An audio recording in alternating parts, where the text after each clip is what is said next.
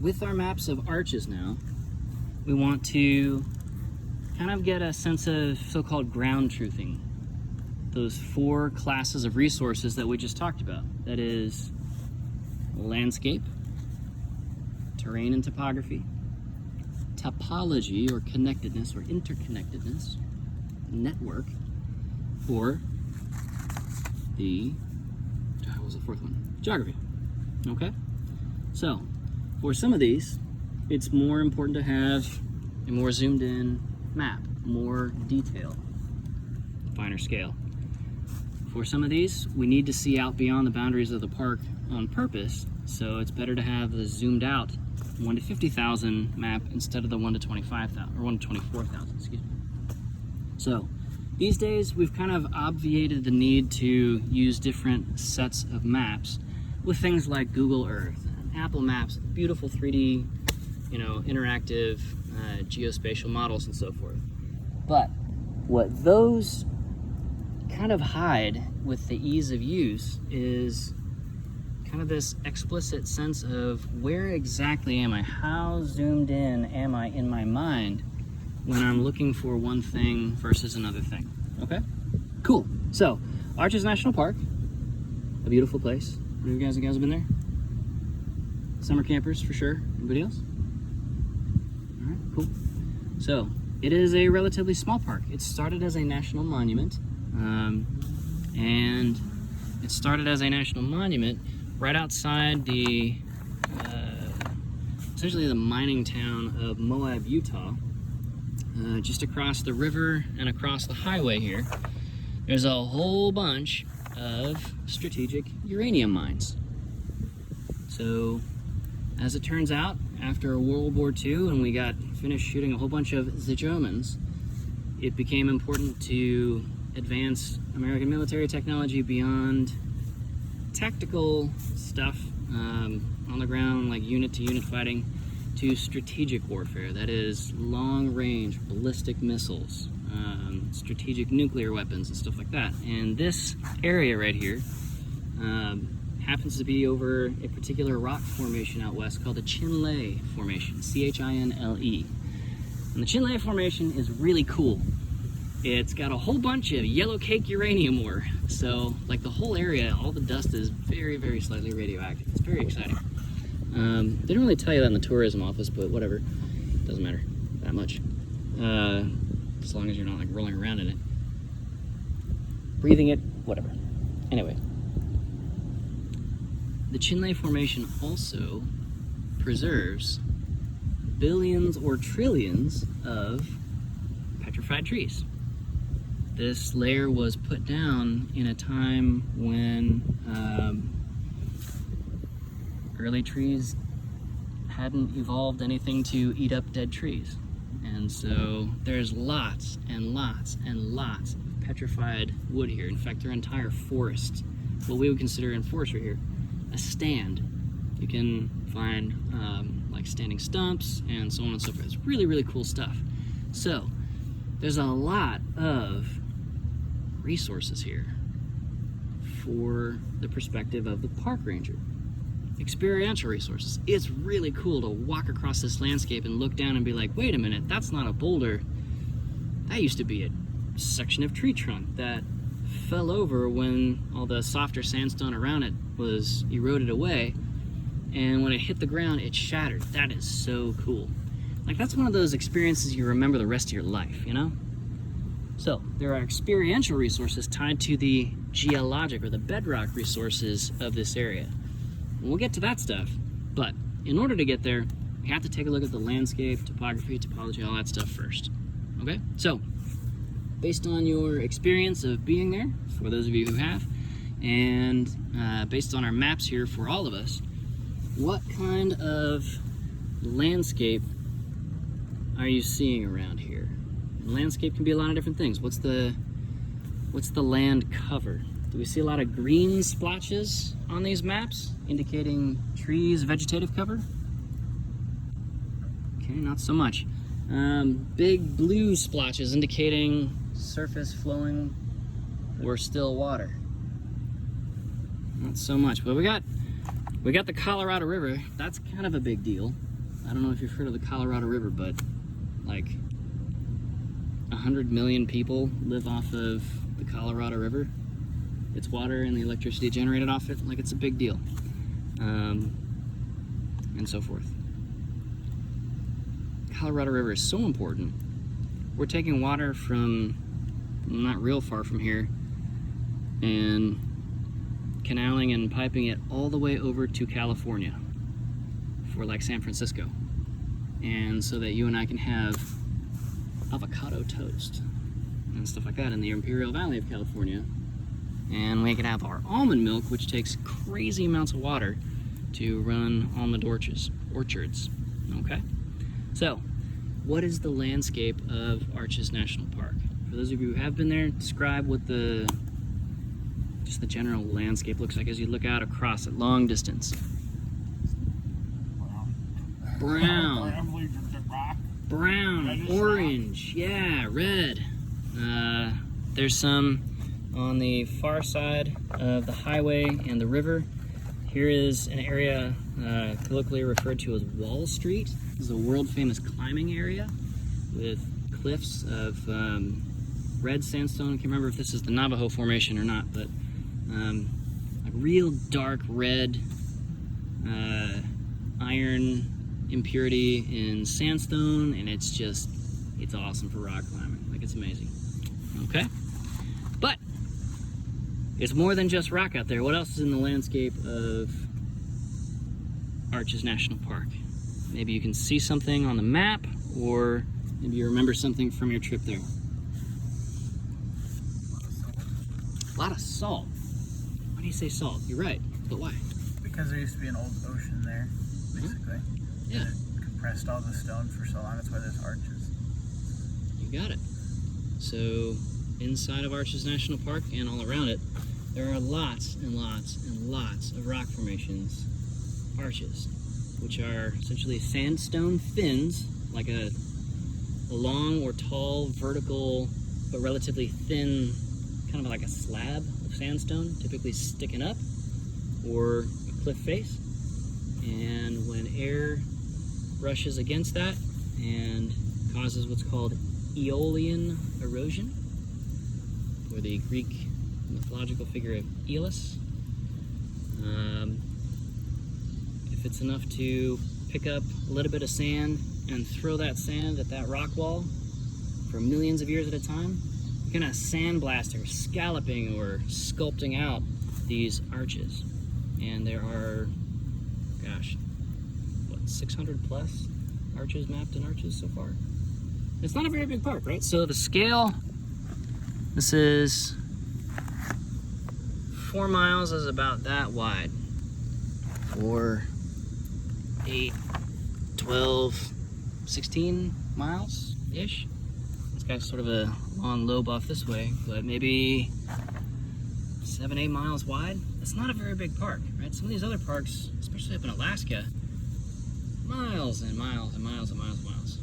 But that's a lot of arches in a very small place. So whenever we're talking about the number of things per area, where it's, in this case, a large number of things in a small area, dividing a large number by a small number gives us a large number. We'd call that high density. For those of you who don't enjoy math, we're computing a density when we divide one thing per another, okay? It's a density or a rate. Miles per hour is a rate. Arches per square mile is a density. So, we're going to talk a lot about densities and rates this semester. But don't worry, it's just division. It's about as hard as the math in this class is ever going to be. I got you, fam. Okay, what else do you see on the landscape here? Take a look. Look at some of the named features. What kinds of things are important enough to name on this landscape?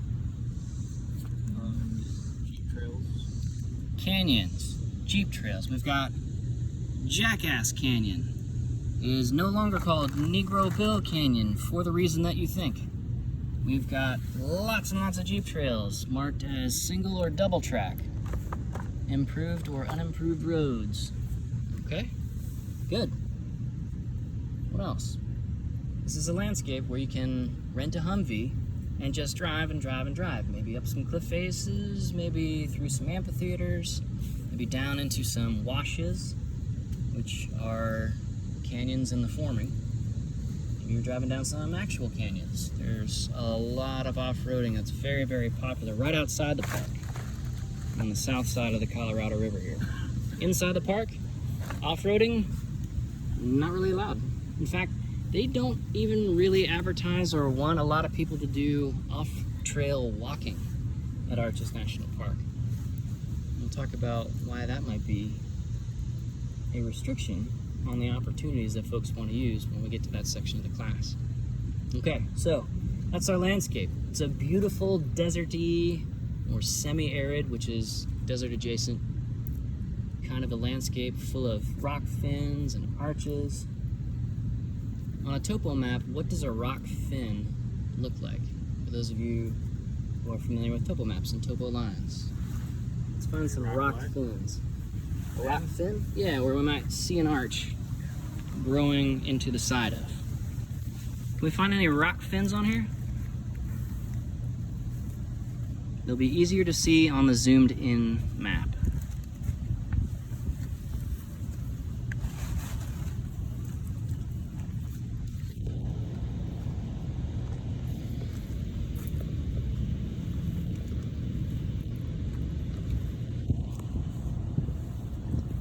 Remember, arches get sculpted out of or eroded out of fins. So where you see arches labeled on the map, you're probably looking at a fin from the top. Where do you see any arches or clusters of arches labeled? You got it. Good, Gary. Excellent. All right, so this is what fins look like. These topo lines are iso-elevational. So all the points along any particular line connect all the points that are that elevation, and the elevation is labeled on the map. This is 4,960 feet. So if you were walking across this landscape and you were following this line, like there's no line on the physical landscape, but if you had a GPS loaded and you were just making very sure to only walk along that line, you wouldn't be going up or down. Now the landscape might be super slanted where you are, but you are not going up or down. That is formally called iso-elevational travel. Okay, that's gonna be pretty important when we get to the trail section of the class. So, topo lines that are iso-elevational are going to wrap around fins. If a fin is kind of shaped like my arm here, especially out this section here, we can imagine an arch sort of growing or getting sculpted out of my palm, right? So wind getting after this area here and kind of scooping it out until there's sort of a hole that's created, and that's your arch. But from above, via topo lines, we're not seeing the arch, we're just seeing this thing. And so if you have long, skinny loops, that's probably a rock fin, or maybe on a bigger scale, it might be like a mountain ridge, something like that. Make sense? Cool. I don't want to assume that anybody has ever worked with topo maps before. How many of you guys have spent some time with topo maps getting lost in the woods? A little bit? Okay, cool. So, where topo lines are tightly clustered together, we have a whole bunch of elevations, different elevations, real close to each other with not a lot of distance between them. So that's a very flat or a very steep area. Steep, exactly, good. So, a bluff, another word for bluff is cliff line. So we would expect to see a whole lot of topo lines, like a topo line, let's say this is a 1,000-foot cliff. It's not, but just saying it was. The topo line at 1,000 feet above the cliff base would be right next to the line for the cliff base. it's a vertical drop or near vertical drop. So where you see the map kind of darken, where you have a whole bunch of topo lines together, those are cliff faces or very steep slopes. Where you have a ton of separation between topo lines, like here, hundreds and hundreds of meters between this spot on this topo line and the corresponding spot on the topo line across that, in this case, valley. We know it's a valley because it's labeled as a valley, and it's got water flowing through the low part. That's a very flat area, okay? So when you are, let's say you are hired out to work at the national park you choose this semester for next summer, right? You apply to work there in November, and after taking this class, we haven't totally scared you away from being a park ranger, so you apply to this place and they take you on. So you pull out the topo map to just get a sense of, okay, what's it actually like to be a backcountry ranger here at Arches National Park. You're going to see a lot of people traveling, in this case along double tracks, so like jeeping roads, stuff like that, or old ranching traces for taking livestock out, stuff like that, or old mining access roads. Those are going to be in the flatter places because it's a million times cheaper to just drive through this over and over until it's a road, or at least a trace, than it is to pave something up a bluff face, right? So if you've ever driven up Pikes Peak and stuff like that, that's a very, very, very expensive switchback road to maintain because there's crazy weather going on attacking that pavement continuously all year round. All right, so flat areas, wide open, not a lot of topo lines. Cliff edges, lots of topo lines stacked on top of each other. And so you can get a sense of the 3D shape as a 2D projection onto a map surface. Any questions so far about topo maps? All right, if you have a smart device, like a phone or a tablet, smart device with accelerometers that figure out the phone's acceleration in 3 axes, and magnetometers figuring out the phone's or tablet's orientation relative to the Earth's magnetic field. What direction am I facing in an absolute sense? And gyroscopes, how fast am I turning my phone? Pull it out. And while we're on the university's Wi-Fi, go ahead and install either the Apple, if you like paying extra money for your devices, for dubious reasons like me, or if you're an Android person, like you want to be a Googler, you'll open your App Store and download either the Android or Apple default compass, or you can get a fancier, free to download compass app. Okay. I'm going to do a little bit of map and compass work today to finish off class, the last half hour.